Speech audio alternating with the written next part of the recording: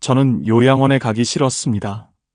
아들은 권했지만 제 마음은 움직이지 않았습니다.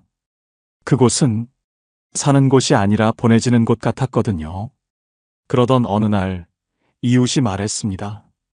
요양원 말고 월 10만 원으로 갈 수 있는 곳이 있대요. 처음엔 믿지 않았습니다. 그런 곳이 어디 있어? 하지만 지금 저는 그곳에서 살고 있습니다. 혼자이지만 외롭지 않은 곳, 돌봄을 받지만 존중받는 곳. 요즘 많은 어르신들이 이곳으로 몰리고 있습니다. 오늘 제 이야기를 들어주시겠습니까? 새벽 5시 반, 눈이 떠집니다. 알람도 안 맞췄는데 습관처럼 눈이 떠요. 나이 들면 다 이렇다고 하더군요. 잠이 필요한 나이에 잠이 안 오고 할 일 없는 아침에 일찍 일어나니까요. 천장을 보다가 옆을 봤습니다. 아내 자리는 여전히 비어 있습니다. 2년이 지났는데 아직도 침대 한쪽만 씁니다. 반쪽은 그냥 비워둡니다. 치울 용기가 안 나서요. 커튼을 열었더니 환한 햇살이 쏟아져 들어옵니다. 창밖엔 벌써 사람들이 바쁘게 움직이고 있습니다. 출근하는 사람, 운동하는 사람, 학교 가는 아이들, 모두 어디론가 가고 있더군요. 저만 여기 서서 그 모습을 보고 있었습니다. 유리창 하나를 사이에 두고요. 부엌으로 갔습니다. 냉장고 문을 열었습니다. 김치통 하나, 계란 2개, 우유 한 팩. 안에 있을 때는 반찬이 5가지는 있었는데 이젠 뭘 해 먹을지도 모르겠고 만들어도 혼자 먹다가 버리게 되니까요. 계란 하나 꺼냈습니다. 프라이팬에 올리려다가 귀찮아서 그냥 삶기로 했습니다. 냄비에 물 붓고 계란 넣고 불 켜고 10분 뒤에 다시 오면 되니까요. 그 10분 동안 뭘 할까요? 고민하다가 그냥 식탁에 앉았습니다. 식탁엔 의자가 2개 있습니다. 하나는 제가 앉고 하나는 비어 있습니다. 계란을 건져서 찬물에 식혔습니다. 껍질 까면서 문득 이런 생각이 들었습니다. 이걸 누구 먹으라고 까고 있나? 나 먹으라고 까는 건데 뭔가 슬프더군요. 식탁에 앉아서 계란 하나 먹고 김치 몇 조각 먹고 물 한 컵 마셨습니다. 5분이면 끝나는 아침입니다. 설거지도 금방입니다. 접시 하나, 젓가락 하나, 컵 하나. 예전엔 아내가 투덜거렸습니다. 설거지는 바로바로 해야지. 왜 이렇게 쌓아놔? 지금은 쌓을 그릇도 없습니다. 다 합쳐도 한 손에 들어갑니다. 거실로 나와서 소파에 앉았습니다. 시계를 봤더니 겨우 6시 10분입니다. 점심까지 6시간, 저녁까지 12시간. 이 시간을 어떻게 보내야 할까요? TV를 켰습니다. 사실 뭐라고 하는지 잘 안 들립니다. 그냥 소리가 있으면 좋아서 켜놓는 겁니다. 사람 목소리라도 들리면 집이 덜 텅 빈 것 같아서요. 한 달 전엔 이런 일도 있었습니다. TV 보다가 혼자 웃었어요. 예능 프로그램에서 뭔가 웃긴 장면이 나왔거든요. 그런데 웃고 나니까 집안이 더 조용하더군요. 웃음소리가 끝나고 나면 고요함만 남습니다. 그때 깨달았습니다. 아, 웃음도 혼자 웃으면 외롭구나. 휴대폰을 봤습니다. 알림이 하나 왔네요. 기대하며 눌렀더니 스팸 문자였습니다. 대출 필요하세요? 문자함을 열어봤습니다. 아들한테 온 문자는 일주일 전이 마지막입니다. 아버지 건강하시죠? 바빠서 연락 못 드렸어요. 아들도 바쁜 거 압니다. 그래서 저도 문자 안 보냅니다. 괜히 짐 되는 것 같아서요. 창밖을 봤습니다. 골목에 고양이 한 마리가 지나갑니다. 어제도 봤고 그제도 봤습니다. 저 고양이는 매일 같은 시간에 지나가더군요. 저보다 규칙적인 삶을 사네요. 문득 이런 생각이 들었습니다. 나는 왜 사나? 밥 먹고 TV 보고 잠자고 내일도 똑같고 모레도 똑같습니다. 혼자 사는 게 편할 줄 알았습니다. 처음 몇 달은 정말 그랬어요. 아무 눈치 안 보고 라면도 마음대로 끓여 먹고 설거지 미뤄도 되고. 그런데 말입니다. 편함이 계속되면요. 외로움이 되더군요. 대구의 여름밤처럼 숨 막히는 외로움. 누군가 밥 먹었어? 물어봐 주는 것. 누군가 제 웃음소리를 듣고 같이 웃어주는 것. 누군가 제 하루를 궁금해해 주는 것. 그게 이렇게 소중한 줄 몰랐습니다. 잃고 나서야 알았습니다. 낮에는 괜찮습니다. 창밖에 사람들 지나가는 소리도 들리고 햇살도 들어오고 시간도 그럭저럭 갑니다. 점심때는 밥 먹고 오후에는 TV 보고 가끔 산책도 나갑니다. 낮은 견딜만 합니다. 문제는 밤입니다. 해가 지면 집 안 공기가 달라집니다. 창밖이 어두워지면서 집 안도 어두워집니다. 불을 켜도 왠지 어둡게 느껴져요. 밝기의 문제가 아니라 마음이 어두워지는 겁니다. 저녁 6시쯤 되면 슬슬 불안해집니다. 오늘도 이렇게 밤이 오는구나. 밥을 먹어야 하는데 뭘 먹을지 고민됩니다. 라면을 끓일까? 빵을 먹을까? 아니면 그냥 안 먹을까? 결국 편의점에 갑니다. 도시락 하나 사서 집에 와서 전자레인지에 돌립니다. 삑 소리 나면 꺼내서 먹습니다. 맛은 없지만 배는 채워집니다. 설거지할 것도 없습니다. 플라스틱 용기 그냥 쓰레기통에 버리면 끝이니까요. 간단하죠? 너무 간단해서 슬픕니다. 8시쯤 되면 정말 할 일이 없습니다. TV를 보는데 뭘 보는지 모르겠습니다. 화면만 보고 있을 뿐입니다. 드라마에서 누가 우는데 왜 우는지도 잘 모르겠어요. 집중이 안 됩니다. 9시, 10시. 시간은 가는데 잠은 안 옵니다. 침대에 누워도 눈이 말똥말똥합니다. 낮에 아무것도 안 해서 그런가 봅니다. 몸은 안 피곤한데 마음만 피곤합니다. 그럴 때 이런 생각이 듭니다. 지금 내가 쓰러지면 누가 알까? 지난달에 이런 일이 있었습니다. 아래층 할머니가 돌아가셨어요. 3일 만에 발견됐습니다. 신문이 문 앞에 쌓여 있는 걸 보고 관리사무소에서 문을 열었대요. 그 얘기 듣고 나서 밤마다 무서워졌습니다. 나도 저렇게 되는 건 아닐까? 그 뒤로 습관이 생겼습니다. 휴대폰은 항상 침대 옆에 둡니다. 충전기에 꽂아놓고 화면이 보이게 놓아둡니다. 혹시 모르니까요. 밤중에 뭔가 이상하면 바로 전화할 수 있게요. 누구한테 전화하냐고요? 119요. 아들한테는 전화 못합니다. 한밤중에 깨우는 게 미안해서요. 현관불도 켜놓습니다. 밤새도록요. 전기세 아깝다는 거 압니다. 그래도 켜놓습니다. 혹시 밤에 쓰러져서 119가 오면 불 켜져 있어야 빨리 찾을 것 같아서요. TV도 틀어놓습니다. 소리 작게 해서요. 완전히 조용하면 무섭습니다. 사람 목소리라도 들려야 잠이 오더군요. 이렇게 준비하고 나면 조금 안심이 됩니다. 그래, 이 정도면 괜찮겠지. 그런데 이불 속에 누우면 또 생각이 듭니다. 내가 지금 뭐 하는 거지? 혼자 죽을 준비를 하고 있는 건가? 이게 사는 건가? 버티는 건가?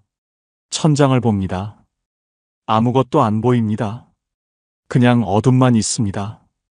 가끔은 이런 상상도 합니다. 내가 지금 쓰러지면 아들이 달려올까? 아마 회사 일 마무리하고 아이들 재우고 그러고 나서 올 거예요. 다음 날 아침쯤? 아니, 연락이 안 되면 그날 밤에 올 수도 있겠죠. 그런데요. 그게 아들 잘못이 아닙니다. 아들도 자기 인생이 있으니까요. 저도 젊을 때 그랬어요. 부모님보다 회사 일이 아이들이 먼저였으니까요. 그래서 더 슬픕니다. 누구를 원망할 수도 없으니까요. 시계를 봤습니다. 밤 11시. 아직도 잠이 안 옵니다. 옆집에서 소리가 들립니다. 문 닫는 소리, 발소리, 물 내리는 소리, 누군가 살고 있다는 소리입니다. 그 소리가 위로가 됩니다. 나 혼자만 깨어 있는 건 아니구나. 12시쯤 되면 옆집도 조용해집니다. 다들 잠드나 봅니다. 저만 누워서 천장을 보고 있습니다. TV에서 심야 영화가 나옵니다. 뭔지도 모르고 봅니다. 눈만 뜨고 있을 뿐입니다. 1시, 2시. 그렇게 시간이 갑니다. 새벽 3시쯤 되면 그제야 눈이 감깁니다. 피곤해서가 아니라 포기해서입니다. 그래, 오늘도 이렇게 가는구나. 그렇게 잠듭니다. 얕은 잠으로요. 언제든 깰 준비를 하면서요. 아침이 되면 다시 눈이 떠집니다. 오늘도 살아있네. 안도하면서도 또 하루가 시작된다는 게 무겁습니다. 이게 혼자 사는 밤입니다. 낮에는 견딜만한데 밤은 견디기 힘듭니다.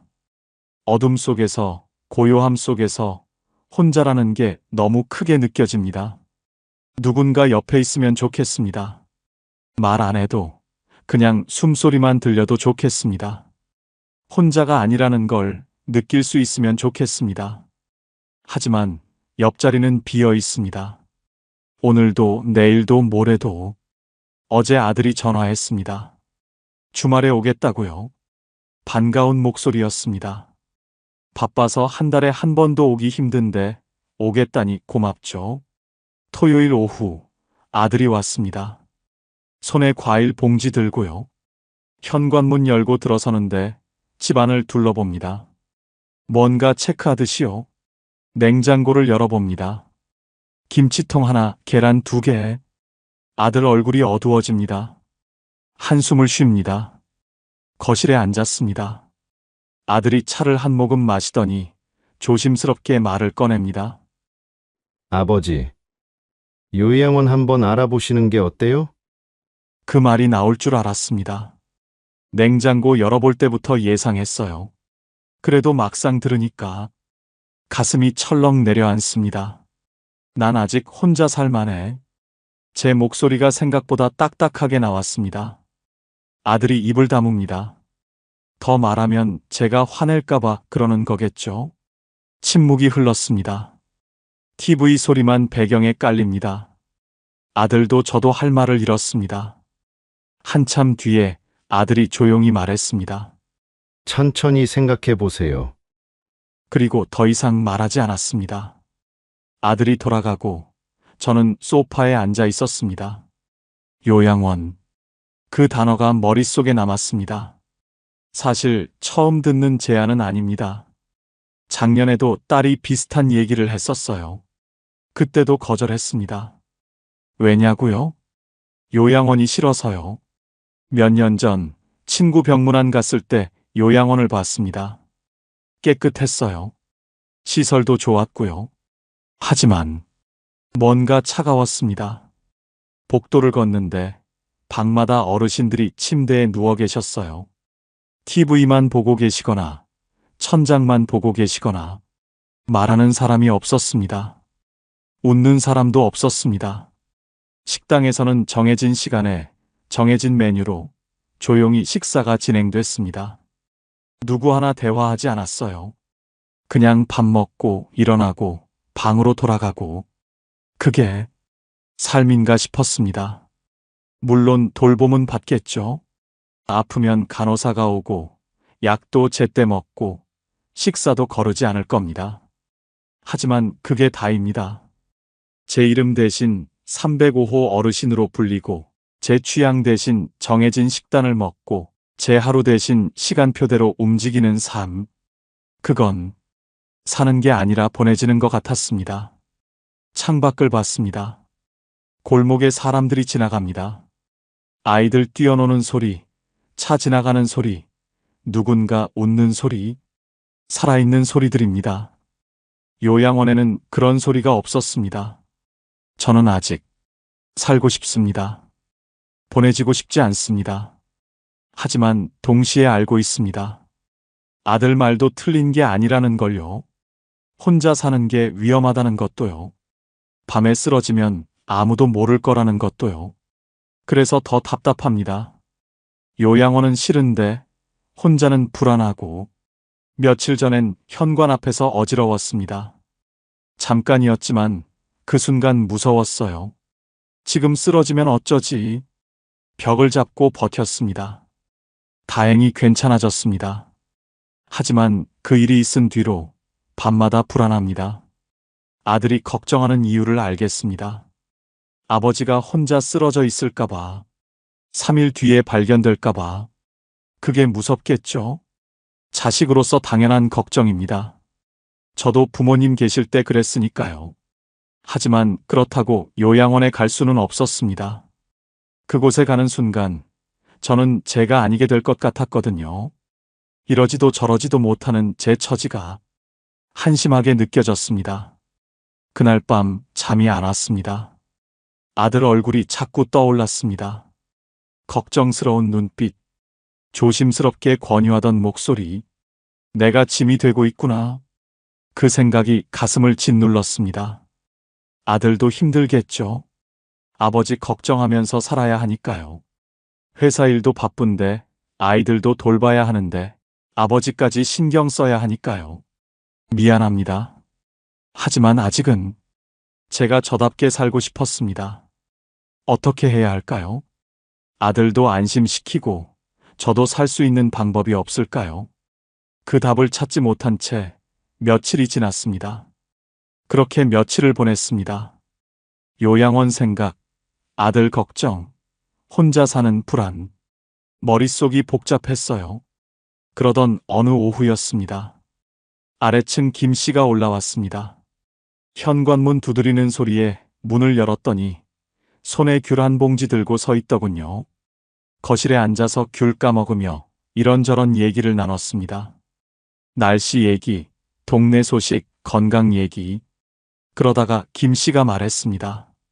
자기 처남이 최근에 어디 들어갔는데 괜찮다고요.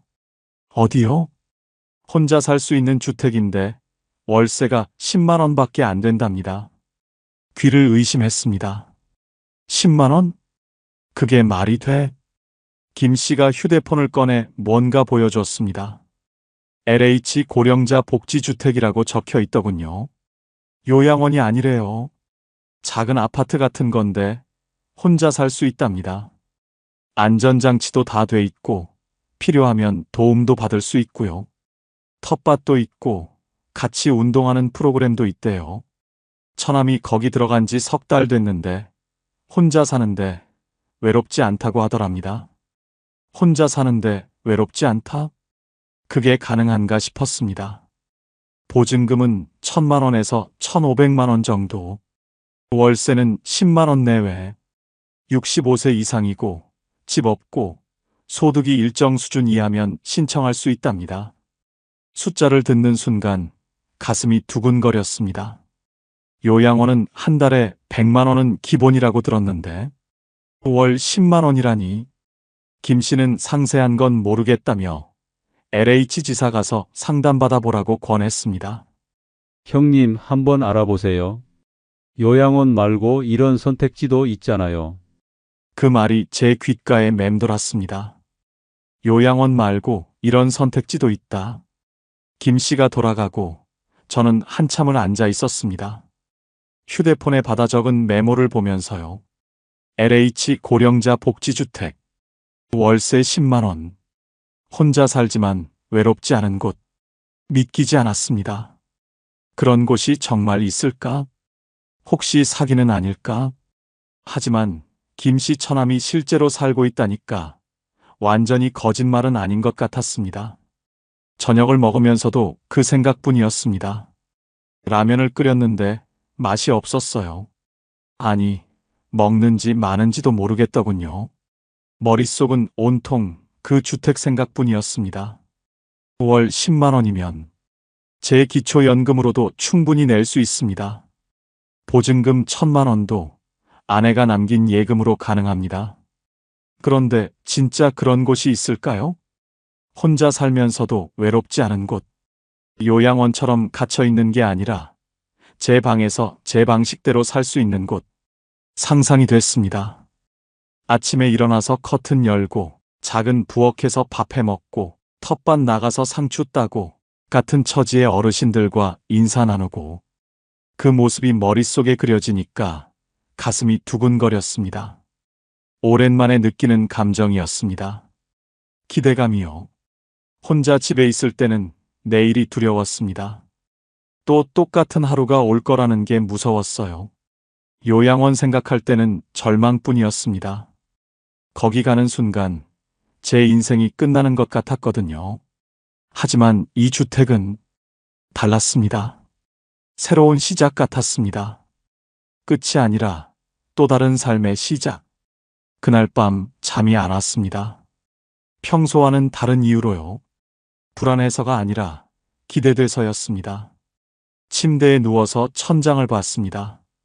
어둠 속에서도 뭔가 빛이 보이는 것 같았어요. 내일 LH 지사 가봐야지. 그렇게 마음먹었습니다. 망설여졌습니다. 혹시 제가 조건이 안 되면 어떡하지? 혹시 대기자가 너무 많으면 어떡하지? 혹시 김 씨가 잘못 알고 있는 거면? 하지만 그래도요. 알아보기라도 해야겠다 싶었습니다. 아무것도 안 하고 여기 앉아 있는 것보다는 나으니까요. 새벽 4시쯤 됐을 때 눈이 떠졌습니다. 평소보다 더 일찍 깬 겁니다. 설렜나 봅니다. 씻고 아침 먹고 시계를 봤더니 겨우 6시. LH 지사는 9시에 열립니다. 3시간이나 남았더군요. 소파에 앉아서 휴대폰만 들여다봤습니다. LH 고령자 복지주택 검색해봤어요. 진짜 있더군요. 정부에서 만든 거래요. 사진도 봤습니다. 깨끗한 건물, 작은 방, 공동 텃밭. 사진만 봐도 마음이 흔들렸습니다. 댓글도 읽어봤습니다. 여기 살고 있는데 괜찮아요. 월세 부담 없어서 좋습니다. 혼자지만 외롭지 않아요. 그 글들이 제게 용기를 주었습니다. 그래, 나도 한번 해보자. 8시 반쯤 집을 나섰습니다. 조금 일찍 가는 거였지만 집에 더 있으면 너무 초조할 것 같았거든요. 버스를 타고 LH 지사로 향했습니다.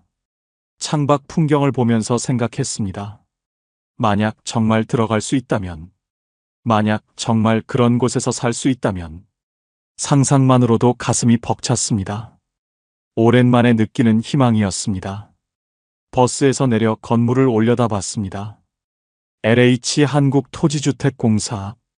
문은 아직 닫혀 있었지만 저는 그 앞에 서서 기다렸습니다. 손이 떨렸습니다. 긴장돼서가 아니라 떨려서였습니다. 이제 곧 알게 되겠지. 내가 갈 수 있는 곳인지 아닌지. 9시가 되자 문이 열렸습니다. 저는 깊게 숨을 들이마시고 안으로 들어갔습니다. 건물 안으로 들어갔습니다. 로비는 생각보다 넓었어요. 안내 데스크가 보이고 의자들이 줄지어 있었습니다. 번호표를 뽑았습니다. 제일 먼저 와서 1번. 업무 시작 직전 의자에 앉아서 기다렸습니다. 손이 축축했어요. 긴장됐습니다. 내가 조건이 될까? 혹시 안 된다고 하면 어쩌지? 옆에 앉은 할머니 한 분이 혼잣말을 하고 계셨습니다. 벌써 2년째 기다리고 있는데. 2년이요? 가슴이 철렁했습니다. 그렇게 오래 기다려야 하나? 하지만 동시에 이런 생각도 들었습니다. 2년을 기다릴 만큼 좋은 곳이라는 뜻 아닐까? 그렇지 않다면 누가 그렇게 오래 기다리겠어요? 한번 고객님, 일어서서 상담 데스크로 갔습니다. 젊은 여자 직원이 환하게 웃으며 맞아주었습니다. 어떻게 오셨어요? 고령자 복지주택. 그거 알아보러 왔습니다. 목소리가 떨렸어요. 직원이 서류를 꺼내며 친절하게 설명하기 시작했습니다. 만 65세 이상이어야 하고, 집이 없어야 하고, 소득이 일정 기준 이하여야 한답니다. 저는 올해 72입니다. 집도 없어요. 월세로 살고 있거든요. 소득은 국민연금이 전부입니다. 직원이 계산기를 두드리더니 고개를 끄덕였습니다. 조건이 된답니다. 그 말을 듣는 순간 가슴이 뛰었습니다. 정말요? 제가요? 직원이 계속 설명했습니다. 보증금은 1,000만 원에서 1,500만 원 정도. 월세는 지역에 따라 다르지만 대략 8만 원에서 12만 원 선. 제가 신청할 수 있는 건 36제곱미터 정도의 원룸형이고 월세는 10만 원 내외가 될 거래요. 10만 원. 제 연금으로 충분히 낼 수 있는 금액입니다. 그럼 정말 들어갈 수 있다는 말씀이신가요? 제 목소리에 떨림이 묻어나왔습니다. 직원이 부드럽게 웃으며 대답했습니다. 네. 신청하실 수 있어요. 다만 지역별로 대기자가 있어서 정확한 입주 시기는 신청 후에 안내드릴 수 있어요. 대기 기간은 지역마다 다르고 일반 신청자는 보통 1년에서 2년 정도 기다립니다. 2년. 긴 시간이긴 합니다. 하지만 그래도 괜찮았어요. 어차피 지금도 혼자 살고 있는데 2년 더 버티면 되는 거 아닙니까? 게다가 직원이 말했습니다. 국가유공자나 기초생활수급자, 장애인 같은 경우는 우선순위로 빨리 들어갈 수 있습니다. 빠르면 6개월, 늦어도 1년 안에 연락이 옵니다. 저는 국가유공자는 아니지만 기초생활수급자도 아니고 일반 신청자입니다. 그래도 괜찮습니다. 기다릴 수 있어요. 직원이 필요한 서류를 알려줬습니다. 주민등록등본, 가족관계증명서, 소득증명서류, 건강보험료 납부 확인서도 필요합니다. 대부분 인터넷으로 발급받으실 수 있어요. 어르신, 인터넷 사용 가능하세요? 아들한테 부탁하면 됩니다. 직원이 안내 책자를 건네줬습니다. 거기에 자세한 내용이 다 적혀 있더군요. 저는 그 책자를 꼭 움켜쥐었습니다. 손에 땀이 났어요. 오늘 바로 신청하시겠어요? 잠깐 망설였습니다. 서류를 준비해야 하니까요. 하지만 직원이 말했습니다. 온라인으로도 신청 가능하고 서류는 나중에 제출해도 됩니다. 일단 신청 접수부터 해두는 게 좋아요. 그럼 오늘 신청하겠습니다. 제 목소리가 떨렸습니다. 기대감과 불안감이 뒤섞인 떨림이었어요. 직원이 컴퓨터 화면을 보여주며 하나하나 입력을 도와줬습니다. 이름, 주민등록번호, 주소, 연락처. 마지막에 제출 버튼을 누르는 순간 화면에 접수 완료 메시지가 떴습니다. 접수 완료되셨어요. 접수증 드릴게요. 직원이 건네준 종이 한 장. 거기에 제 이름과 접수번호가 적혀 있었습니다. 그 종이를 받아드는 순간 눈시울이 뜨거워졌습니다. 참았습니다. 여기서 울면 안 되니까요. 하지만 가슴 한쪽이 벅차올랐습니다. 감사합니다. 그 말밖에 못했습니다. 직원이 환하게 웃으며 대답했습니다. 연락 기다려주세요. 좋은 소식 전해드릴게요. LH 지사를 나왔습니다. 햇살이 눈부셨어요. 손에는 접수증과 안내 책자가 들려 있었습니다. 버스 정류장으로 걸어가면서 저는 접수증을 몇 번이고 들여다봤습니다. 정말 신청했구나. 정말 기회가 생긴 거구나. 집으로 돌아오는 길 발걸음이 가벼웠습니다. 오랜만에 느끼는 감정이었어요. 희망이요. 집에 도착해서 소파에 앉았습니다. 접수증을 식탁 위에 올려두고 한참을 바라봤습니다. 요양원 말고 다른 길이 있었습니다. 혼자이지만 외롭지 않을 수 있는 곳. 돌봄을 받지만 존중받을 수 있는 곳. 그곳에 갈 수 있다면 제 노후가 달라질 수 있을 것 같았습니다. 아들한테 전화했습니다. 얘야, 아버지가 오늘 좋은 데 알아봤다.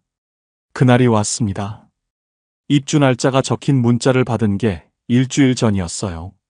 생각보다 빨랐습니다. 일반 신청자는 1년에서 2년 기다린다고 했는데 8개월 만에 연락이 왔거든요. 짐은 많지 않았습니다.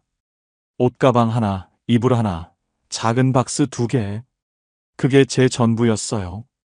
아들이 차로 데려다 줬습니다. 아버지, 정말 괜찮으세요?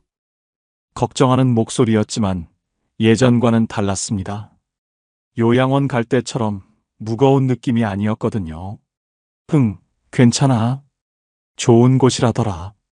건물 앞에 도착했습니다. 5층짜리 건물이었어요.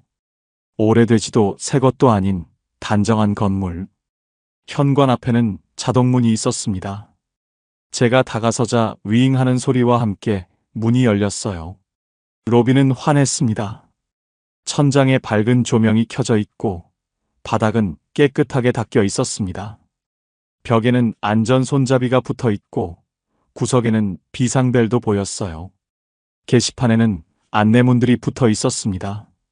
텃밭 가꾸기 모임, 건강체조 교실, 이달의 생일 잔치. 그걸 보는 것만으로도 마음이 조금 풀렸습니다. 관리 직원이 나와서 짐을 받아들며 안내해 주었습니다. 엘리베이터를 타고 3층으로 올라갔습니다. 어르신 방은 304호예요. 복도는 조용했습니다. 카펫이 깔려 있어서 발소리가 나지 않았어요. 304호. 제 방 문 앞에 섰습니다. 열쇠를 받아서 문을 열었습니다. 방은 작았습니다. 하지만 깨끗했어요. 창문으로 햇살이 들어오고 있었습니다. 창 너머로는 작은 텃밭이 보였어요. 방 한쪽에는 작은 싱크대와 냉장고가 있었습니다. 전기레인지도 있고 찬장도 있었어요. 높이가 딱 맞았습니다. 허리 굽히지 않고 쓸 수 있을 것 같았어요. 침대는 일반 침대보다 조금 높았습니다. 일어나기 편하게 높이를 조절한 거래요. 침대 옆에는 작은 화분이 놓여 있었습니다. 초록색 잎사귀가 방에 생기를 주고 있었어요. 화장실에 들어가 봤습니다. 문턱이 없었어요. 변기 양쪽에는 안전바가 설치되어 있고 바닥에는 미끄럼 방지 타일이 깔려 있었습니다. 샤워 부스에는 접이식 의자도 있었어요. 아, 여긴 정말 나 같은 사람을 위한 집이구나. 짐을 풀었습니다. 옷장에 옷 걸고 이불 펴고 작은 물건들 정리하고 금방 끝났습니다. 창문을 열었습니다. 바람이 들어왔어요. 상쾌했습니다. 그때 복도에서 소리가 들렸습니다. 누군가 걸어오는 발소리, 문 여는 소리, 사람이 살고 있다는 소리였어요. 저녁 시간이 되자 1층에서 냄새가 올라왔습니다. 된장국 끓는 구수한 향, 갓 지은 밥 냄새, 오랜만에 맡는 집밥 냄새였습니다. 배가 고팠습니다. 아니, 사실 배보다 마음이 고팠어요. 누군가와 함께 밥 먹고 싶었거든요. 조심스럽게 1층으로 내려갔습니다. 식당 문을 열었습니다. 이미 몇 분의 어르신들이 앉아 계셨어요. 4인용 테이블이 여러 개 있었고 각 테이블마다 두세 분씩 앉아 계셨습니다. 저는 어디에 앉을지 망설였습니다. 그때 한 테이블에 앉아 계시던 할머니가 손짓하셨습니다. 여기 오라고요. 새로 오셨어요? 그 한마디가 너무 반가웠습니다. 네, 오늘 들어왔습니다. 그러셨구나. 식사하셨어요? 순간 가슴이 뜨거워졌습니다. 식사하셨어요? 그 말이 얼마만인지 모르겠습니다. 누군가 제게 밥 먹었냐고 물어본 게요. 아니요, 아직. 그럼 같이 드세요. 테이블에 앉았습니다. 된장찌개, 시금치나물, 멸치볶음, 김치, 그리고 따뜻한 밥. 소박한 밥상이었지만 그 위에는 온기가 있었습니다. 숟가락을 들었습니다. 밥 한 술 떠서 입에 넣었어요. 맛있었습니다. 아니, 맛있다기보다 따뜻했습니다. 옆에 앉은 할아버지가 말씀하셨습니다. 처음엔 어색하실 텐데 며칠 지나면 금세 익숙해지실 거예요. 고개를 끄덕였습니다. 말이 안 나왔어요. 눈물이 날 것 같았거든요.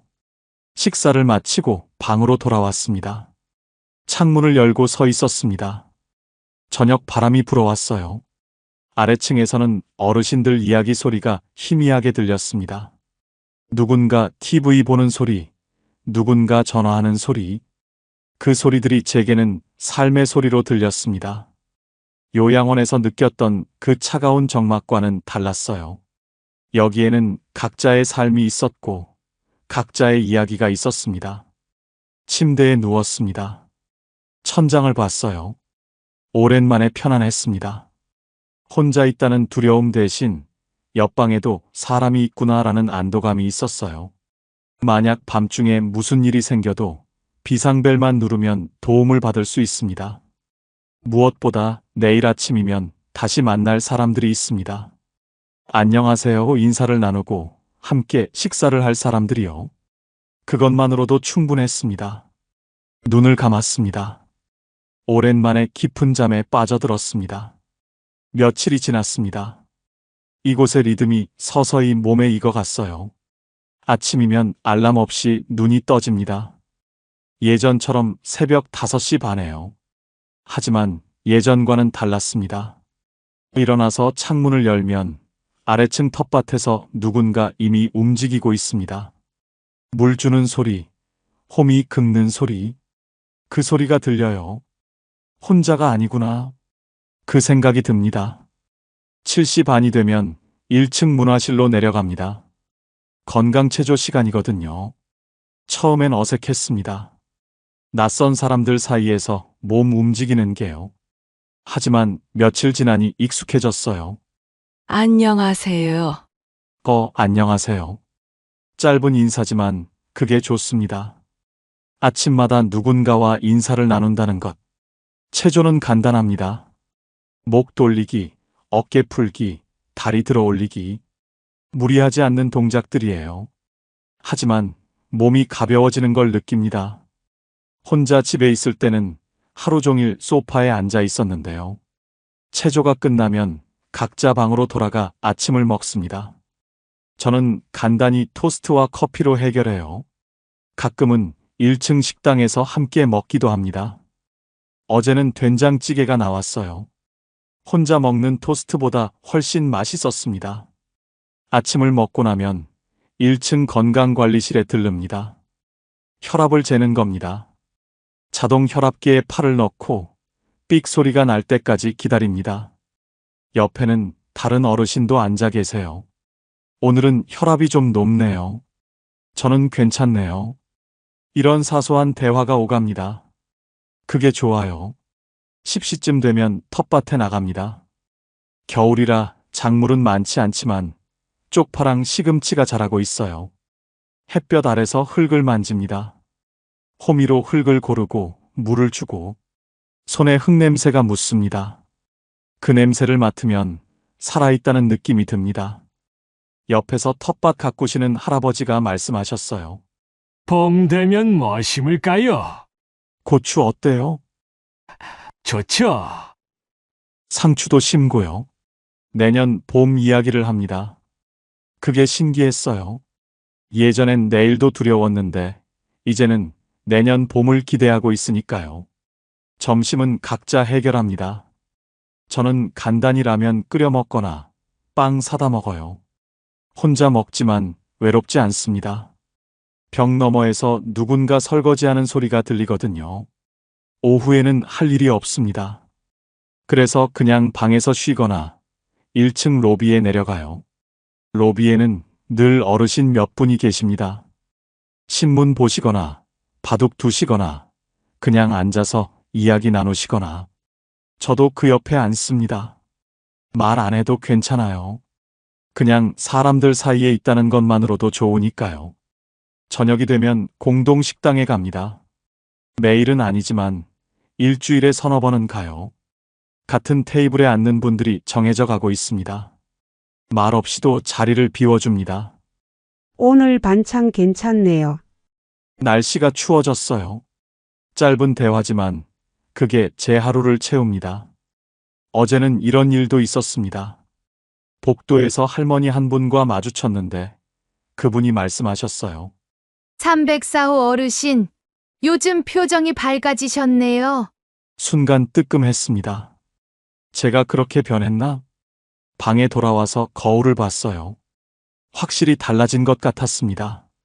얼굴에 생기가 돌고 주름도 덜 깊어 보였어요. 정말 이렇게 달라질 수 있구나. 밤이 되면 방에 누워 창문을 봅니다.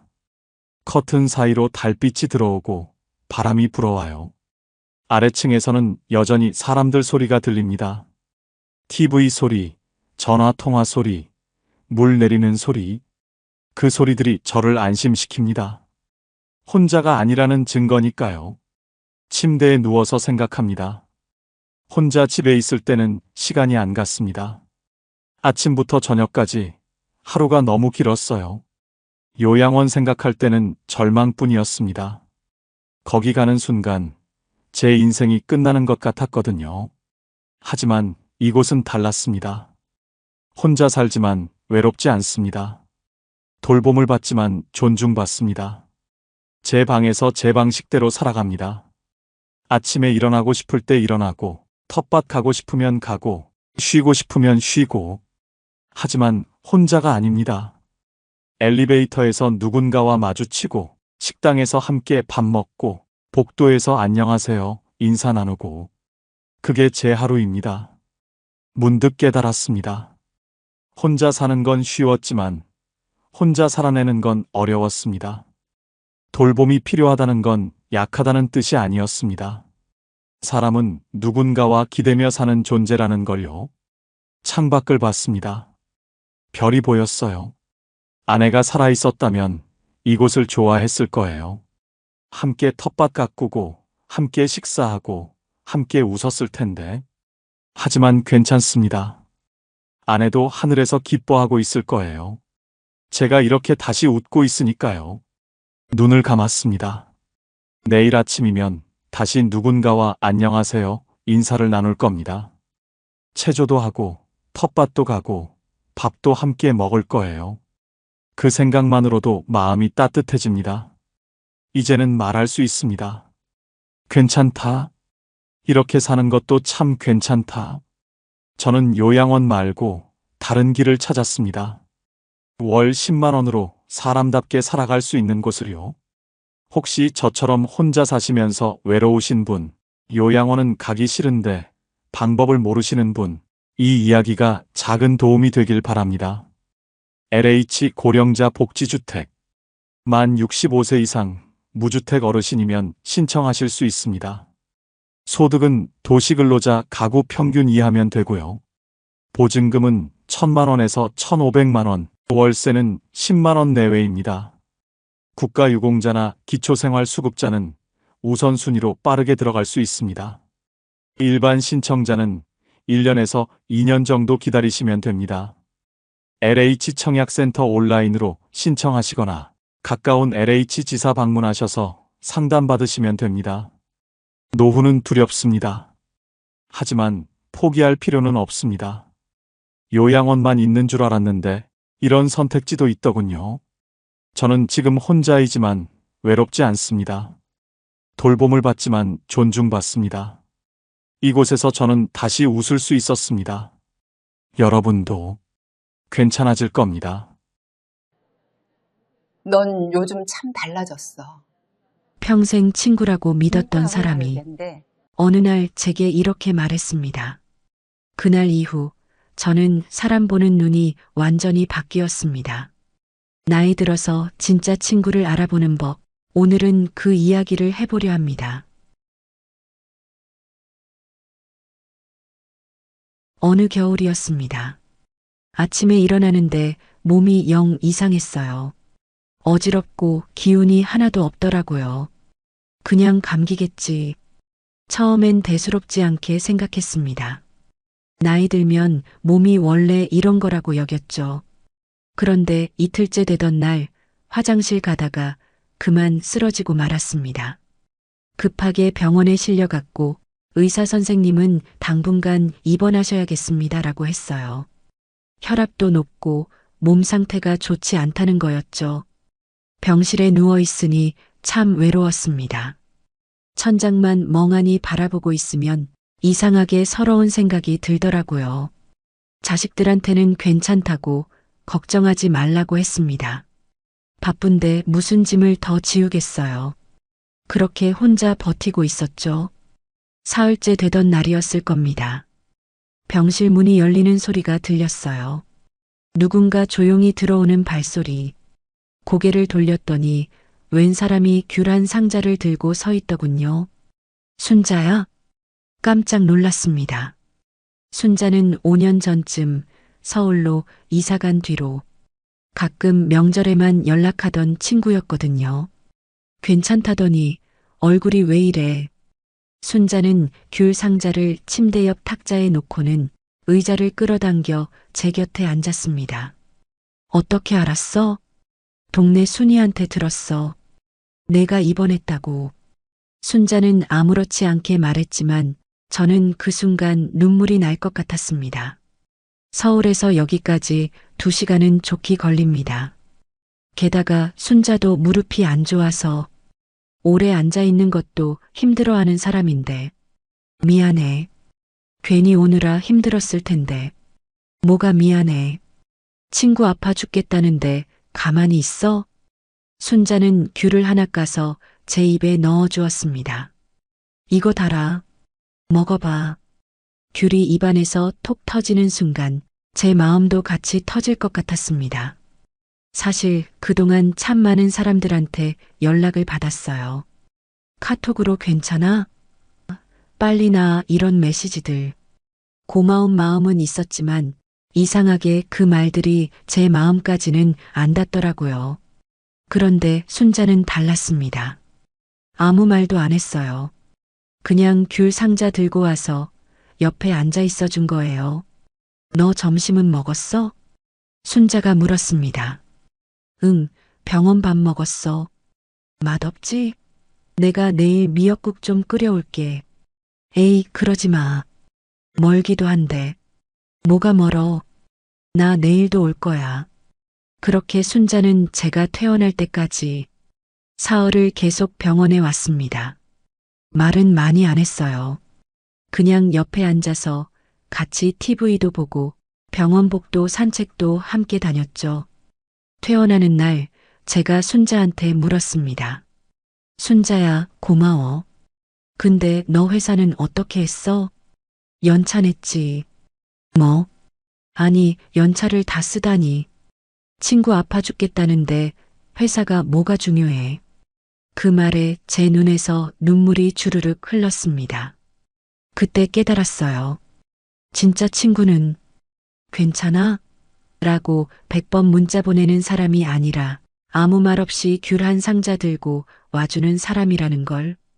말이 많은 사람보다 조용히 와서 옆에 있어주는 사람. 나이 들어서야 알았습니다. 그게 진짜 따뜻한 사람이라는 걸. 지금도 가끔 순자한테 전화하면 이렇게 말해요. 야, 그때 정말 고마웠어. 그러면 순자는 웃으며 말합니다. 또 그 얘기야? 친구 사이에 무슨. 그게 바로 순자예요. 자기가 한 일을 대단한 것처럼 말하지 않는 사람. 그런 친구가 한 명이라도 있다면 그 인생은 충분히 따뜻한 인생이 아닐까요? 젊을 땐 친구가 많을수록 든든했습니다. 30대, 40대 때만 해도 모임이 일주일에 서너 개는 됐어요. 학교 동창, 동네 친구, 취미 모임, 교회 친구들, 핸드폰 연락처에 이름만 수백 개. 생일 때마다 축하 메시지가 쏟아지고 명절에는 안부 전화에 손이 아플 지경이었죠. 그때는 그게 자랑이었습니다. 나 친구 많아 하는 게 뭔가 대단한 것 같았거든요. 그런데 60이 넘어서부터였을까요? 뭔가 달라지기 시작했습니다. 모임에 나가도 예전처럼 즐겁지가 않았어요. 억지로 웃고 억지로 맞장구 치고 집에 돌아오면 오히려 피곤했습니다. 나만 이런가? 처음엔 제가 이상한 건가 싶었어요. 나이 들어서 사람 만나는 게 귀찮아진 건가? 그런데 그게 아니더라고요. 어느 날 오랜만에 친구 영희를 만났습니다. 영희는 부산에 사는 친구라 1년에 딱 한 번, 많아야 2번 만나는 사이였죠. 어머 언니, 얼마만이야? 영희를 보는 순간 이상하게 마음이 편안해졌습니다. 우린 커피숍에 앉자마자 아무 말 없이 그냥 웃었어요. 우리 작년에도 여기서 봤지? 맞아. 그때도 이 자리였어. 특별한 얘기를 한 것도 아니었어요. 자식 얘기, 건강 얘기, 요즘 어떻게 지내는지. 그냥 평범한 이야기들. 그런데 3시간이 3분처럼 흘렀습니다. 헤어질 때 영희가 제 손을 꼭 잡으며 말했어요. 언니, 우리 자주는 못 봐도 마음은 늘 함께야. 알지? 그럼 당연하지. 집에 돌아오는 길에 문득 깨달았습니다. 아, 이게 진짜 친구구나. 영희와는 1년에 한 번 만나지만 만날 때마다 마음이 편합니다. 아무것도 꾸미지 않아도 되고 힘들다고 솔직하게 말해도 되는 사이. 반면에 매주 만나는 모임 친구들은 어땠나요? 만날 때마다 조금씩 신경 쓰이는 게 있었어요. 오늘은 뭐 입고 갈까? 저번에 내가 밥 샀으니 오늘은. 혹시 내 말이 기분 나빴을까? 만나고 나면 기분이 좋은 게 아니라 묘하게 긴장이 풀리는 느낌이었죠. 그때부터 저는 생각을 바꿨습니다. 꼭 자주 만나는 게 능사가 아니구나. 옛날 친구 경숙이와도 그래요. 경숙이는 서울에 살아서 자주 못 만납니다. 한 3개월에 한 번 전화로 안부를 물어요. 언니 잘 지내? 딱 그 한마디.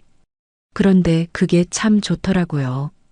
매일 카톡하는 친구들보다 3개월에 한 번 잘 지내? 물어주는 경숙이가 훨씬 더 마음 편했습니다. 왜 그럴까요? 아마도 이런 게 아닐까 싶어요.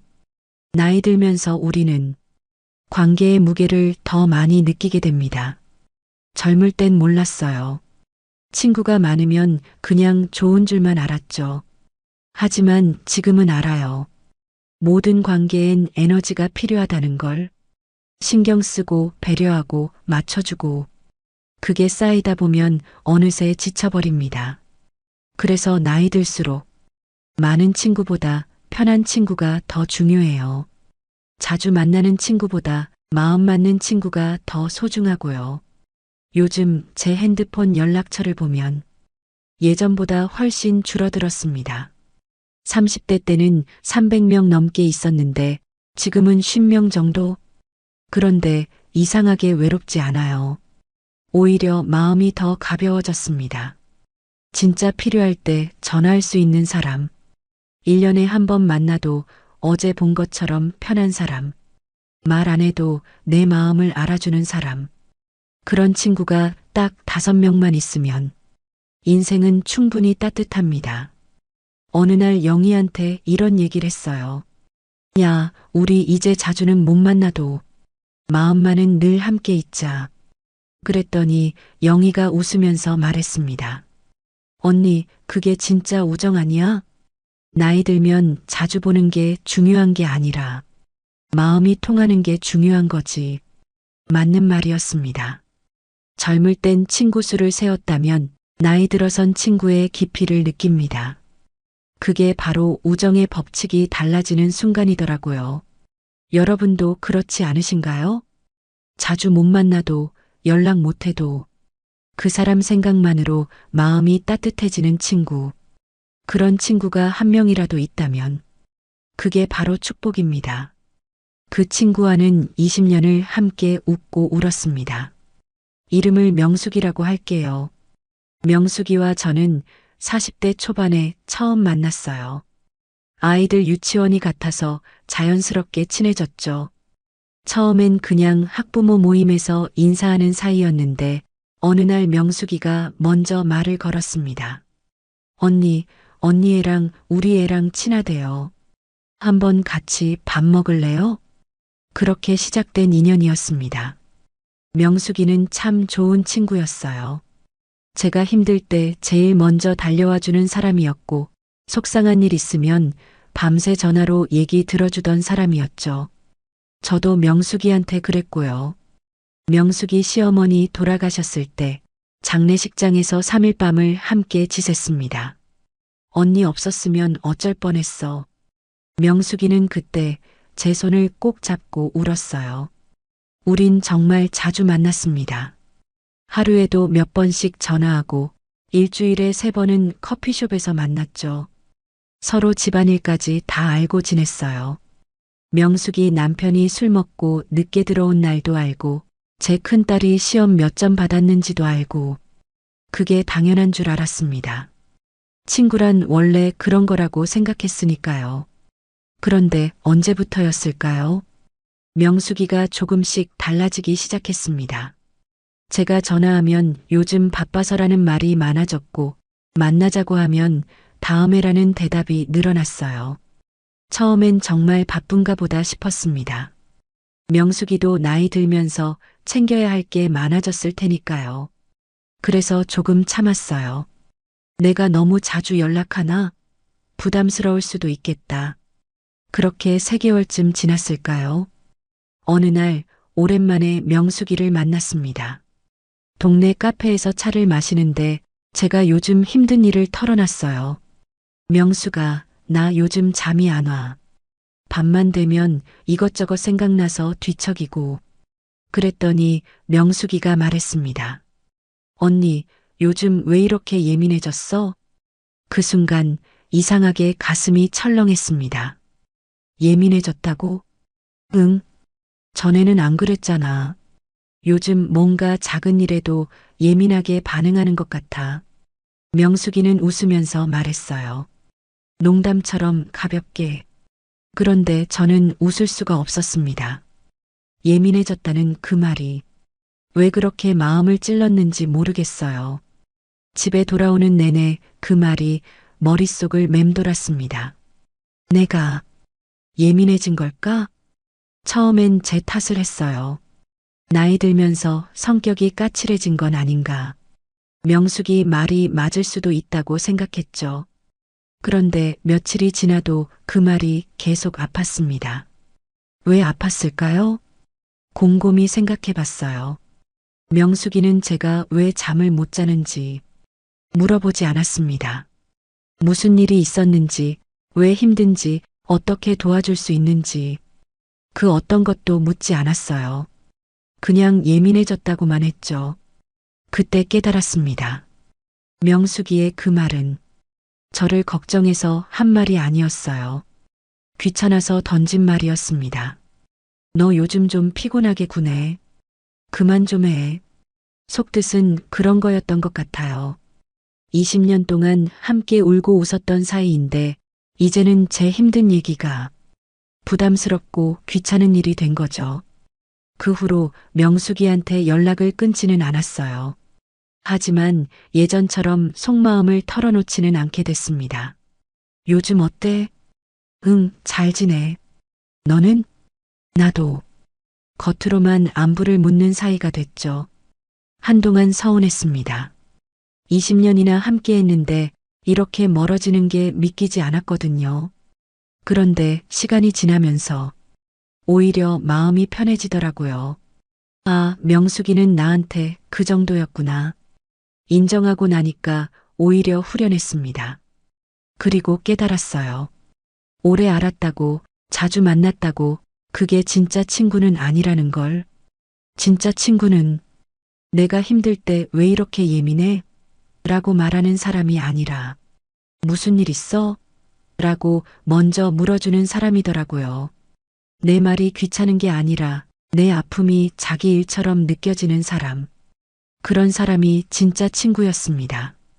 명숙이와의 인연을 후회하지는 않아요. 20년 동안 함께 웃었던 순간들은 진짜였으니까요. 다만 이제는 알아요. 모든 인연에는 때가 있다는 걸. 어떤 인연은 평생 가고 어떤 인연은 여기까지만 가는 거더라고요. 그게 슬프지만 그게 현실입니다. 요즘은 명숙이 생각이 나면 이렇게 중얼거려요. 그래도 좋은 시절이었어. 고마웠어. 미워하지 않습니다. 그냥 이제는 다른 길을 가는 사람일 뿐이에요. 여러분도 혹시 그런 친구 있으신가요? 평생 갈 거라고 믿었는데 어느 순간 낯설어진 사람. 그 사람을 미워하지 마세요. 다만 이제는 조금 멀리서 바라보시면 됩니다. 진짜 친구는 따로 있으니까요. 65살의 저는 새로운 도전을 시작했습니다. 바로 유튜브 채널이었어요. 이 나이에 유튜브라니. 처음엔 저도 반신반의했습니다. 컴퓨터도 서툴고 영상 만드는 것도 낯설고. 그런데 어느 날 손자가 제게 말했어요. 할머니 이야기 재밌는데 유튜브에 올리면 많은 사람들이 좋아할 것 같아요. 그 말에 용기를 얻었습니다. 그래, 한번 해볼까? 처음 영상을 올렸을 때는 손이 떨렸던 기억이 납니다. 클릭 한번 하는데도 한참이 걸렸죠. 이거 맞나? 제대로 올라간 건가? 손자가 옆에서 도와줬어요. 할머니, 잘하셨어요. 이제 사람들이 보게 될 거예요. 며칠 후 조회수가 조금씩 늘어나기 시작했습니다. 10명, 20명, 10명. 별거 아닌 숫자였지만 제게는 세상을 얻은 것 같았어요. 내 이야기를 누군가 들어주는구나. 신기하고 뿌듯하고 설렜습니다. 그래서 친한 친구들에게 자랑하고 싶었어요. 평소에 제 이야기를 제일 잘 들어주던 사람들이니까요. 모임에 나가서 조심스럽게 말했습니다. 있잖아, 나 요즘 유튜브 시작했어. 잠시 정적이 흘렀습니다. 그리고 누군가 웃으며 말했어요. 어머, 언니가 유튜브를? 그 나이에 그런 걸 해서 뭐해? 다른 친구도 거들었습니다. 요즘 젊은 애들도 힘들어 죽겠다는데 우리가 무슨. 그래도 돈은 되나? 언니, 괜히 힘들게 그런 거 하지 말고 그냥 편하게 지내. 그날 집에 돌아오는 길이 참 멀게 느껴졌어요. 기대했던 반응이 아니었습니다. 친구들이 좋아해 줄 줄 알았는데 오히려 시큰둥하고 부정적이더라고요. 내가 너무 들떠서 그런가? 괜히 자랑한 건가? 그날 밤 잠이 안 왔습니다. 사실 친구들 말이 틀린 건 아니었어요. 이 나이에 유튜브가 쉬운 일은 아니니까요. 그래, 그만둘까? 진지하게 고민했습니다. 그런데 다음 날 오랜 친구 정희한테서 전화가 왔어요. 정희는 시골에 살아서 자주 못 만나는 친구였습니다. 언니, 나 어제 언니 유튜브 봤어. 너 어떻게 알았어? 순이한테 들었지. 근데 언니, 또 뭐라고 할까? 속으로 한숨이 나왔습니다. 그런데 정희의 다음 말은 예상 밖이었어요. 언니, 정말 대단하다. 응? 나는 그런 용기도 없거든. 새로운 거 시작하는 게 얼마나 무서운데.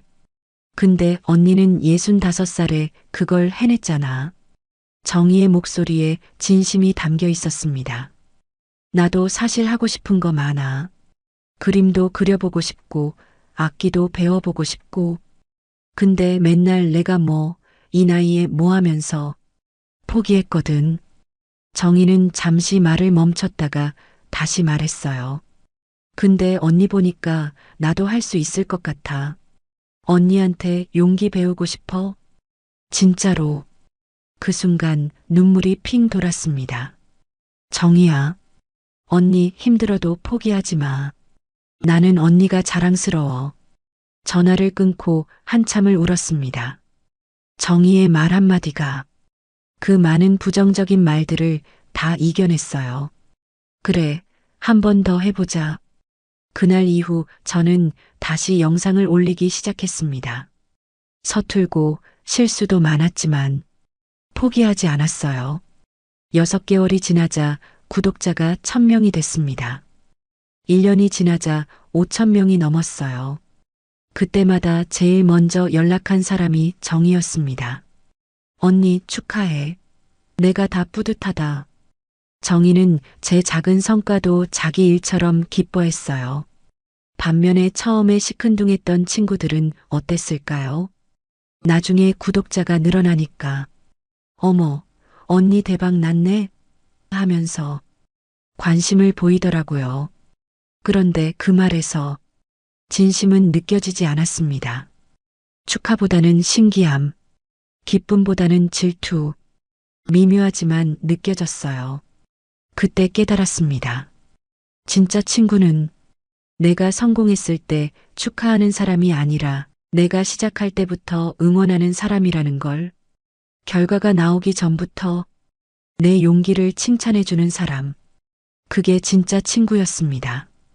요즘도 뭔가 새로운 걸 시작하려고 하면 정희한테 제일 먼저 얘기해요. 그럼 정희는 늘 이렇게 말합니다. 언니 할 수 있어. 나는 언니 믿어. 그 한마디가 큰 힘이 됩니다. 반대로 제가 정희한테도 그렇게 하려고 노력해요. 정희가 뭔가 새로운 걸 시작하면 제일 먼저 응원의 메시지를 보냅니다. 정희야, 너라면 잘할 수 있어. 우리는 서로의 응원단이 되어줍니다. 나이 들수록 느끼는 게 있어요. 질투하는 친구보다 박수 쳐주는 친구가 훨씬 귀하다는 것. 내 기쁨을 시샘하지 않고 진심으로 함께 기뻐해주는 사람. 그런 친구가 한 명이라도 있다면 어떤 도전도 두렵지 않습니다. 여러분 곁에도 그런 친구 있으신가요? 당신이 새로운 일을 시작할 때 할 수 있어라고 말해주는 사람. 그 사람을 꼭 붙잡고 계세요. 그리고 여러분도 누군가에게 그런 친구가 되어주세요. 너 정말 대단해. 나도 내 용기 배우고 싶어. 그 한마디가 누군가의 인생을 바꿀 수도 있으니까요. 오랜 모임이 하나 있었습니다. 30년 넘게 함께한 동창 모임이었어요. 한 달에 한 번씩 만나서 밥도 먹고 차도 마시고 수다도 떨고 그렇게 쭉 이어온 모임이었죠. 그런데 그 모임에 유독 마음이 불편한 사람이 한 명 있었습니다. 미경이라고 할게요. 미경이는 늘 은근히 저를 낮추는 말을 했어요. 아, 언니는 그 나이에 그 정도면 잘하는 편이지 뭐. 언니는 욕심이 없어서 좋겠어. 나는 이것저것 하고 싶은 게 너무 많아서 탈이야. 언니 옷 스타일은 참 편해 보여. 나는 그렇게는 못 입겠더라. 듣고 나면 뭔가 칭찬 같기도 한데 이상하게 기분이 좋지 않았습니다. 그 나이에 그 정도면이라는 말, 욕심이 없다는 말, 편해 보인다는 말, 겉으로는 칭찬인데 속으로는 무시하는 느낌이었어요. 처음엔 제가 예민한가 싶었습니다. 미경이가 나쁜 뜻으로 한 말은 아니겠지. 그렇게 넘기려고 했어요. 그런데 그게 한두 번이 아니었습니다. 만날 때마다 미경이는 은근슬쩍 저를 깎아내리는 말을 했어요. 언니는 편하게 사니까 좋겠어. 언니는 기대치가 낮아서 행복하겠다. 우리 언니는 순박해서 좋아. 듣고 나면 괜히 제가 작아지는 느낌이 들었습니다. 마치 제가 뭔가 모자란 사람, 아무것도 모르는 사람처럼 느껴졌어요. 집에 돌아오면 자꾸 그 말들이 떠올랐습니다. 내가 정말 기대치가 낮은 걸까? 내가 욕심이 없는 걸까? 나는 편하게만 사는 걸까? 아니었어요. 저도 열심히 살고 있었습니다. 저도 꿈이 있고 하고 싶은 게 있었어요. 다만 미경이처럼 과시하지 않았을 뿐이죠. 그런데 왜 미경이는 저를 그렇게 무시하는 걸까요? 곰곰이 생각해 봤습니다. 아마도 미경이는 자기가 우위에 서고 싶었던 것 같아요. 누군가를 낮춰야 자기가 높아 보이니까요. 그래서 늘 저를 타깃으로 삼았던 거죠. 어느 날 모임에서 제가 말했습니다. 나 요즘 새로운 취미 배우고 있어. 수채화인데 참 재밌더라. 그랬더니 미경이가 웃으며 말했어요. 어머, 언니가 그림을? 언니 나이에 새로 배우기 힘들 텐데 대단하네. 또 그 말투였습니다. 언니 나이에라는 말. 그 순간 저는 깨달았어요. 아, 이 사람은 절대 안 변하겠구나. 30년을 알고 지냈지만 미경이는 늘 이런 식이었어요. 그리고 그날 결심했습니다. 이제 그만 만나자. 다음 달 모임에 나가지 않았습니다. 그 다음 달에도 그 다음 달에도 처음엔 사람들이 전화했어요. 언니, 왜 안 나와? 무슨 일 있어? 아니, 요즘 좀 바빠서. 거짓말이었습니다. 그냥 더 이상 미경이를 보고 싶지 않았어요. 몇몇 친구들은 서운해했습니다. 우리 30년 넘게 만났잖아.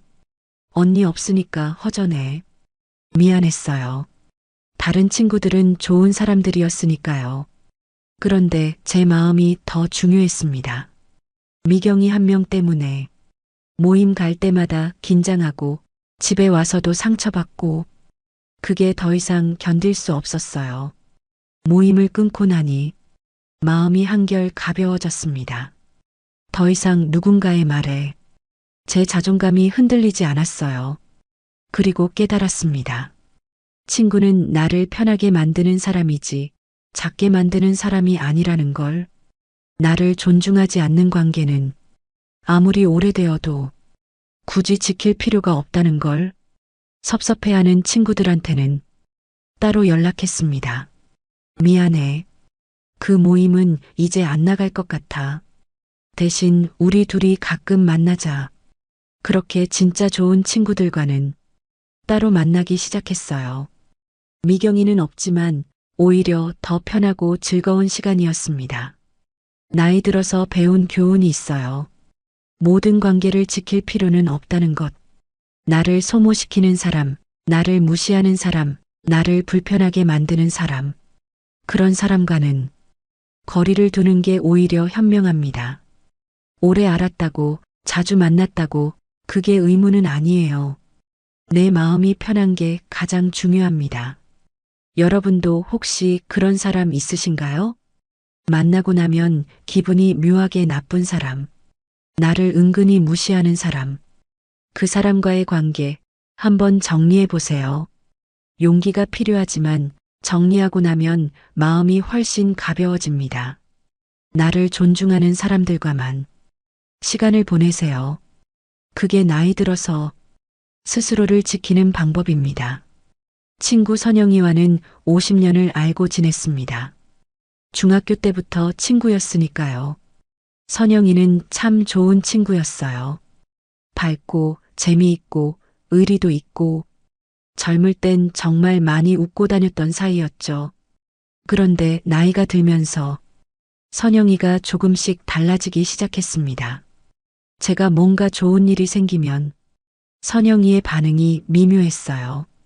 그래, 잘 됐네. 말은 축하인데 표정은 그렇지 않았습니다. 처음엔 제가 오해하는 줄 알았어요. 그런데 몇 번 더 겹치니까 확실히 느껴지더라고요. 제가 손자 자랑을 하면 선영이는 자기 손자 자랑으로 맞받았고, 제가 여행 다녀온 얘기를 하면 선영이는 자기는 더 좋은 곳 다녀왔다고 했어요. 제가 건강검진 결과가 좋게 나왔다고 하면 선영이는 자기는 의사한테 칭찬받았다고 했고요. 늘 비교하고 늘 경쟁하고 그게 점점 심해졌습니다. 그러다가 결정적인 순간이 왔어요.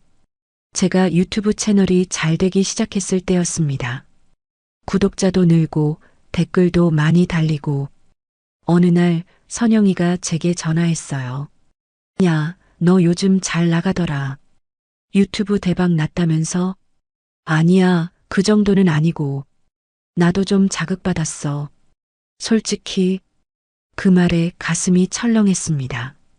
자극받았다는 말. 축하가 아니라 질투였어요. 전화를 끊고 한참을 생각했습니다. 이제 선영이도 끊어야 하나? 앞서 말했던 미경이처럼 선영이도 정리해야 하는 걸까? 50년 우정이지만 이렇게 질투하는 사람과 계속 친구로 지낼 수 있을까? 며칠을 고민했어요. 그런데 문득 이런 생각이 들었습니다. 선영이는 미경이와 다르지 않나? 미경이는 저를 무시했어요. 은근히 깎아내리고 작게 만들었죠. 그런데 선영이는 달랐습니다. 질투는 했지만 제 뒤에서 나쁜 말을 하지는 않았어요. 오히려 다른 사람들한테는 우리 친구 대단해하고 자랑했다는 얘기를 들었습니다. 그리고 제가 정말 힘들었을 때 선영이가 가장 먼저 달려왔던 기억도 났어요. 몇 년 전 제가 남편과 크게 싸워서 밤새 울었던 날이 있었습니다. 그때 새벽 2시에 선영이한테 전화했어요. 선영아, 나 너무 힘들어. 선영이는 잠결에도 지금 갈게 하고 바로 달려왔습니다. 그날 밤을 함께 지새우며 제 이야기를 다 들어줬어요. 그런 선영이었습니다. 질투는 하지만 미워하지는 않는 사람. 부러워하지만 해코지는 하지 않는 사람. 그래서 생각했어요. 완전히 끊을 필요는 없겠다. 대신 거리를 조금 조정하기로 했습니다. 예전처럼 자주 만나지는 않았어요. 한 달에 2번 만나던 걸 2~3달에 1번으로 줄였죠. 그리고 제 좋은 소식은 선영이한테 먼저 말하지 않았습니다.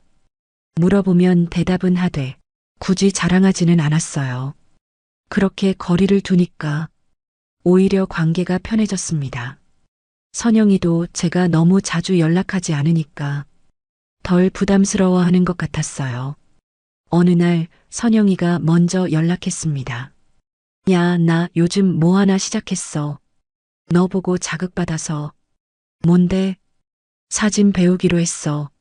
너처럼 뭔가 해보고 싶더라고. 그 말을 듣는데 묘하게 기분이 좋았습니다. 제 질투가 선영이한테 나쁜 영향만 준 건 아니었구나. 오히려 자극이 되어서 선영이도 뭔가 도전하게 만들었구나. 잘했다. 사진 재밌을 거야. 응. 근데 너무 어렵네. 하. 그날 통화는 편안했어요. 예전처럼 경쟁하는 느낌이 없었습니다. 그제야 깨달았어요. 질투가 꼭 나쁜 것만은 아니라는 걸. 질투는 때로는 미움이 아니라 관심의 다른 얼굴일 수도 있어요. 선영이는 저를 질투했지만 그건 제가 미워서가 아니었습니다. 부러웠던 거죠. 그리고 그 부러움이 선영이를 움직이게 만들었어요. 만약 제가 선영이를 완전히 끊었다면 50년 우정이 그냥 끝났을 겁니다. 하지만 거리를 조정하니까 우정은 계속 이어지면서도 서로 편해졌어요. 모든 불편한 관계를 다 끊을 필요는 없다는 걸 배웠습니다. 어떤 사람은 끊어야 하지만 어떤 사람은 거리만 조정하면 돼요. 그 사람이 나를 미워하는지 아니면 그냥 부러워하는지, 나를 해치려는지 아니면 그냥 힘들어하는지, 그걸 잘 구분해야 합니다. 선영이는 후자였어요. 저를 해치려는 게 아니라 그냥 자기도 힘든 거였죠. 그래서 저는 선영이를 끊지 않았습니다. 대신 적당한 거리를 유지하면서 50년 우정을 지켜가고 있어요. 완벽한 친구는 없습니다. 질투도 하고 실수도 하고 서운하게도 하죠. 그래도 근본이 나쁘지 않다면 완전히 끊기보다는 거리를 조정하는 게 나을 때가 있어요. 그게 나이 들어서 배운 관계의 지혜입니다. 60대 중반이 되어서야 비로소 알게 된 게 있습니다. 사람을 구분하는 방법이요. 젊을 땐 몰랐어요. 좋은 사람, 나쁜 사람을 어떻게 구분하는지 오래 지켜봐야 한다고 생각했죠. 그런데 나이 들어서 깨달았습니다. 답은 아주 간단했어요. 대화 후 기분이 답이다. 딱 이거 하나면 충분했습니다. 어느 날 동네 친구 경희를 우연히 만났습니다. 마트에서 장 보다가 마주쳤죠. 어머 언니, 차 한잔 할래? 근처 카페로 갔습니다. 경희는 말이 참 많았어요. 끊임없이 자기 얘기를 했죠. 며느리가 마음에 안 든다는 얘기, 아들이 돈을 안 준다는 얘기, 친구들이 자기를 무시한다는 얘기. 1시간 내내 경희의 불평불만만 들었습니다.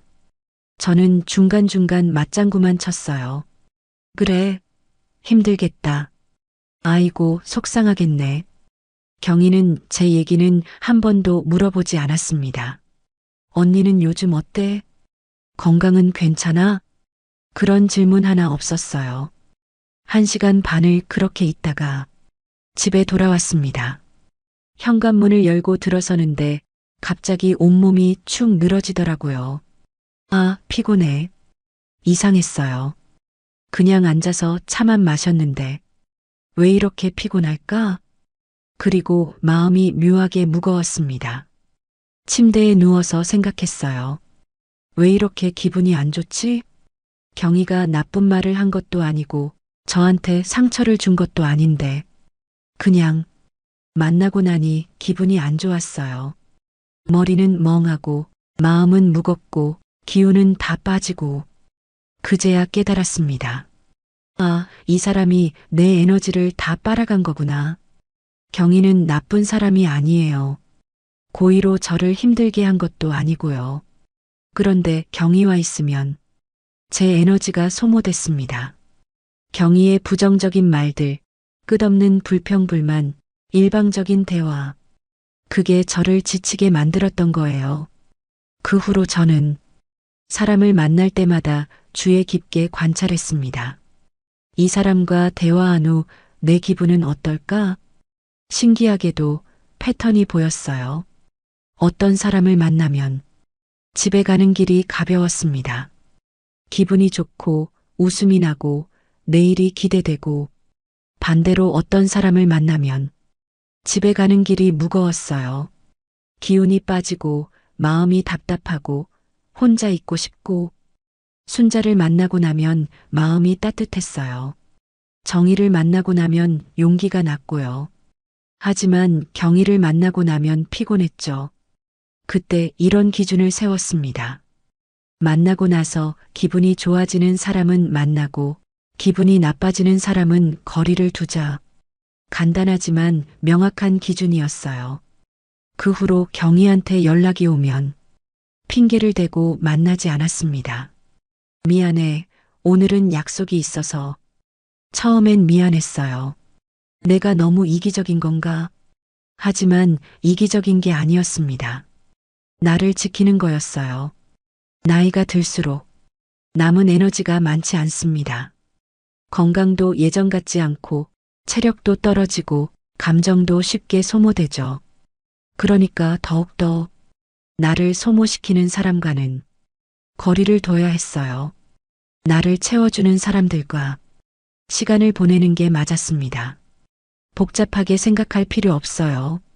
그 사람의 학벌, 그 사람의 재산, 그 사람의 외모 다 중요하지 않습니다. 중요한 건 단 하나. 나와 함께 있을 때 내 기분이 어떤가. 그것만 보면 됩니다. 함께 있으면 괜히 피곤해지고 대화 후엔 마음이 무거워지는 사람. 그게 바로 신호예요. 이 사람은 나한테 해가 된다. 아무리 오래 알았어도 아무리 자주 만났어도 그 사람이 나를 소모시킨다면 그건 인연이 아니라 짐입니다. 이제 저는 확실히 압니다. 좋은 사람을 구분하는 방법은 머리로 판단하는 게 아니라 가슴으로 느끼는 거예요. 대화 후 당신의 기분, 그게 바로 답입니다. 여러분도 한번 생각해 보세요. 최근에 만난 사람들 중에 누구는 만나고 나서 기분이 좋았고 누구는 만나고 나서 기분이 안 좋았는지 그걸 잘 관찰하세요. 그리고 기분 나쁘게 만드는 사람과는 조금씩 거리를 두세요. 미안해할 필요 없습니다. 당신의 마음을 지키는 것, 그게 가장 중요하니까요.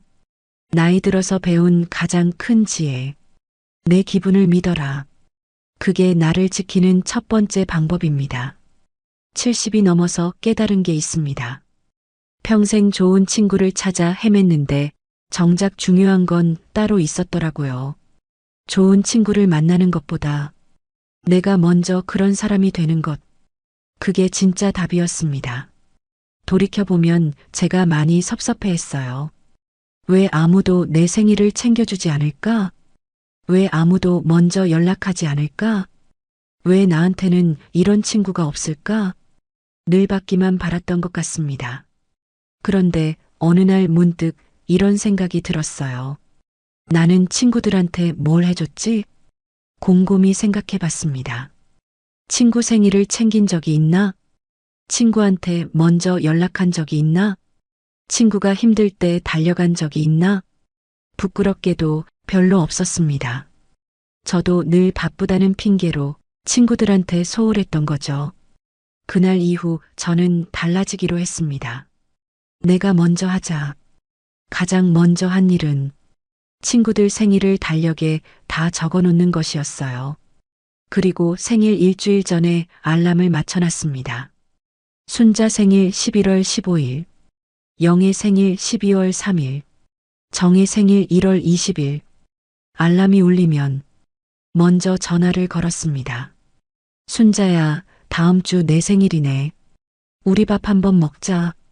친구들은 깜짝 놀랐어요. 어머, 언니가 내 생일을 기억하고 있었어? 당연하지. 우리 몇 년 친군데. 사실 전에는 기억도 못했었는데. 이제는 달력에 다 적어놨으니까요. 그렇게 하나씩 실천했습니다. 일주일에 한 번씩은 친구한테 먼저 안부 문자를 보냈어요. 정희야, 잘 지내? 오늘 날씨 춥네. 딱 한 줄. 그게 다였지만 친구들은 좋아했습니다. 언니 고마워. 생각해줘서. 그리고 친구가 아프다는 소식을 들으면 무조건 찾아갔어요. 예전 같으면 빨리 나아하고 문자만 보냈을 텐데 이제는 직접 갔습니다. 귤 한 상자라도 들고 얼굴이라도 보러. 순자가 제게 그랬던 것처럼요. 신기한 일이 일어났습니다. 제가 먼저 베풀기 시작하니까 친구들도 저한테 먼저 연락하기 시작했어요. 언니, 나 오늘 시간 있어? 차 한잔 하러 나와. 언니, 이거 맛있어서 샀는데 나눠 먹으려고. 예전에는 제가 서운해했던 것들을 이제는 친구들이 먼저 해주더라고요. 왜 그럴까요? 곰곰이 생각해 봤습니다. 아마도 이런 것 같아요. 사람은 거울이라는 것. 내가 먼저 관심을 주면 상대방도 관심을 돌려줍니다. 내가 먼저 안부를 물으면 상대방도 안부를 물어요. 내가 먼저 손을 내밀면 상대방도 손을 잡아줍니다. 너무 당연한 이치인데 왜 이제야 알았을까요? 70년을 살아오면서 늘 받기만 바랐던 제 자신이 부끄러웠습니다. 또 하나 실천한 게 있어요. 용서하기였습니다. 예전에 저한테 상처 줬던 친구들, 서운했던 일들, 그걸 다 내려놓기로 했어요. 명숙이가 예민해졌다고 말했던 것도, 선영이가 질투했던 것도, 미경이가 저를 무시했던 것도 다 용서했습니다. 그래, 그럴 수도 있지. 사람이 완벽할 수는 없으니까. 용서하고 나니까 마음이 한결 가벼워졌어요. 그리고 이상하게도 그 친구들과의 관계도 좋아졌습니다. 제가 먼저 마음을 열으니까 상대방도 조금씩 달라지더라고요. 물론 모든 관계가 다 회복된 건 아니에요. 끝까지 안 맞는 사람도 있고 거리를 두는 게 나은 사람도 있었죠. 그래도 괜찮았습니다. 중요한 건 제가 먼저 노력했다는 것. 제가 먼저 손을 내밀었다는 것. 그걸로 충분했어요. 요즘은 거울 앞에 서면 제 자신한테 물어봅니다. 오늘 나는 누군가에게 좋은 친구였나? 친구한테 먼저 안부를 물었나? 친구의 말을 끝까지 들어줬나? 친구를 진심으로 축하해줬나? 그렇게 하나씩 점검해요. 그리고 부족한 부분이 있으면 내일은 더 잘하려고 노력합니다. 어느 날 순자가 제게 말했어요. 언니, 요즘 많이 달라진 것 같아. 더 따뜻해졌어. 그 말을 듣는데 눈물이 날 것 같았습니다. 내가 달라지니까 사람들이 느끼는구나. 그게 참 뿌듯했어요. 이제 저는 압니다. 좋은 친구를 만나는 게 하늘이 주는 복이라면 좋은 친구가 되는 건 내가 만드는 복이라는 걸, 그리고 내가 만드는 복이 훨씬 더 확실하다는 걸요. 나이 들어서 가장 잘한 일이 뭐냐고 누가 물어보면 저는 이렇게 대답할 거예요. 내가 먼저 좋은 친구가 되려고 노력한 것. 그게 제 인생 후반전이 가장 큰 변화였습니다. 여러분도 한번 해보세요. 좋은 친구를 찾으려고만 하지 말고 내가 먼저 그런 사람이 되어보세요. 먼저 안부를 물어보고, 먼저 생일을 챙겨주고, 먼저 손을 내밀어 보세요. 그러면 놀라운 일이 일어납니다. 내 곁에 진짜 친구들이 하나둘 모이기 시작할 거예요. 그게 바로 나이 들어서 깨닫는 우정의 비밀입니다. 받으려고만 하지 말고 먼저 주세요. 그게 진짜 친구를 만드는 가장 확실한 방법입니다.